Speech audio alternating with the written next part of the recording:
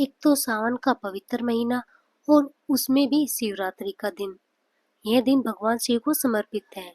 लेकिन क्या आप जानते हैं, एक शिकारी को अनजानी पूजा ने कैसे उसे मोक्ष दिला दिया? तो आइए जानते हैं, कथा प्रारंभ करते हैं। प्राचीन समय की बात है। एक शिकारी जंगल में शिकार की तलाश में भटक रहा था। सावन की शिवरात्रि थी, लेकिन उसे इसका ज्ञान तक नहीं था। पूरा दिन बीत गया, कोई शिकार हाथ नहीं लगा। भूखा प्यासा शिकारी पास में ही एक बेल का पेड़ था, उस पर चढ़ गया और शिकार की प्रतीक्षा करने लगा। पेड़ के नीचे एक शिवलिंग था, जिसे शिकारी ने नहीं देखा। नींद से बचने के लिए वह पत्तियों को तोड़कर नीचे गिराता रहा और वह पत्तियां नीचे जो शिवलिंग था उसके ऊपर गिरती रही और शिकारी के कमंडल से जल की कुछ बूंदें भी नीचे गिरती रही, जो शिवलिंग पर टपक रही थी। बेलपत्र और जल शिवजी पर अर्पित होते रहे। अनजाने में वह कर रहा था शिवजी की महापूजा। तभी एक हिरनी अपने बच्चों के साथ वहां आई। शिकारी ने धनुष ताना।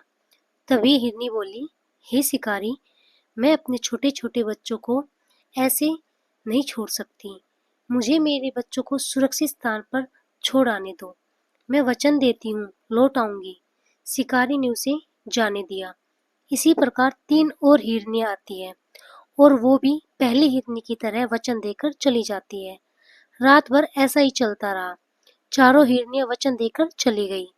शिकारी ने किसी को भी नहीं मारा। रात भर जागरण हुआ, बेलपत्र अर्पित हुए, जलाभिषेक भी हुआ और ऐसे ही शिकारी का शिवरात्रि व्रत अनजाने में पूरा हो गया। प्रभात होते ही भगवान शिव प्रकट हुए।